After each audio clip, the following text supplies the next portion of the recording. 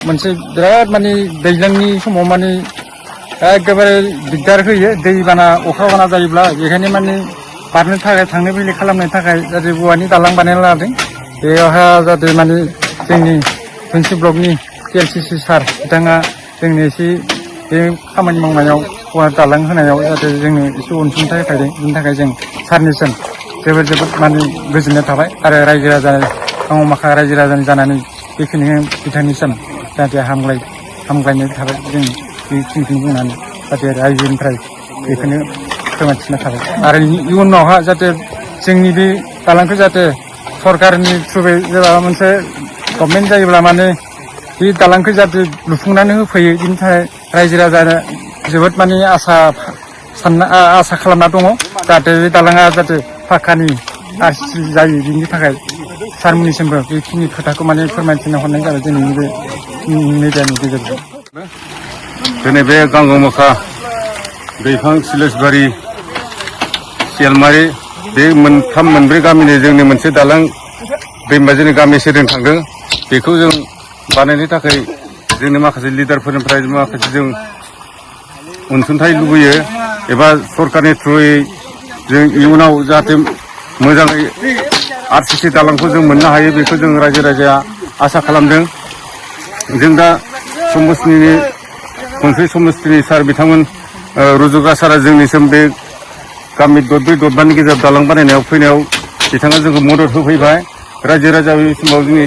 गोजोननाय थाबाय आसा फारिदों इयुननि बे फैबाय थानाय बा सरकार बेखौनो सरकारानो फैया माथो जोंनि बे माबाखौ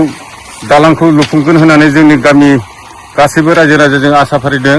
जाहाथे जों खस्थ' मोना आबाद मावनाया बायदिसिना बिथिङाव थांलाय फैलायाव जों बहुत खस्थ' मोनो बेखौ जों रायजो राजा बयनिसिमबो दा बिथां रुजुगा मुसाहारि बिथाङा जोंनो अनसुंथाइ एसेबाबो होदों जों बेखौ रायजो राजानो रोजा रोजा साबायखर बावबाय आसा खालामो इयुननि मावबाय थानाय बेला समावबो जाहाथे होबावनो हायो एबा जालांथों खामानिया बेखौ जों आसा फारिना गामिनिफ्राय बुंथिनांगौ एसेबां फैबाय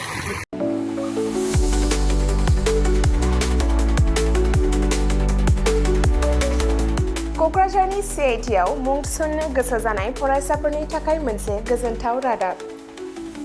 सेन्ट्रेल इन्स्टिटिउट अफ टेक्न'लजि क'क्राझारआ 2025-2026 सोलोंथाइ बोसोरनि थाखाय मुं थिसननायनि एन्ट्रेन्स एग्जाम खुंनो थांगासिनो दङ diploma BTech MTech bachelor and master of design आरो PhD नि थाखाय एन्ट्रेन्स एग्जाम खुंनाय जागोन डिप्ल'मा प्रग्रामाव दङ CE CSE ECE FPT CAI आरो AMT BTech प्रग्रामाव दङ CE CSE ECE FET आरो IE MTech प्रग्रामाव दङ WRH CSC FET आरो GET बेचेलर अफ डिजाइन आरो मास्टार अफ डिजाइनआव दङ MCD आरो PhD नि थाखाय CE CSE ECE FET IE ME physics mathematics chemistry आरो HSS बे समाव अनलाइन आर'जलाइ लानाया सोलिगासिनो दङ आरो बियो फैगौ 30 मेसिम थागोन डिप्ल'मा BTech आरो MTech नि एन्ट्रेन्स एग्जामखौ फैगौ 8 जुनाव खुंनाय जागोन आरो PhD नि एन्ट्रेन्स एग्जामखौ 15 जुनाव खुंनाय जागोन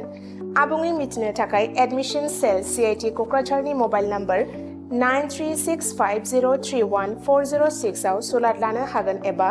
query2025@cit.ac.in आव इमेल खालामहरनो हागोन बेनि अनगायै cit.ac.in एबा admission.cit.ac.in बे मोननै वेबसाइटआव हाबनानै नायनो हागोन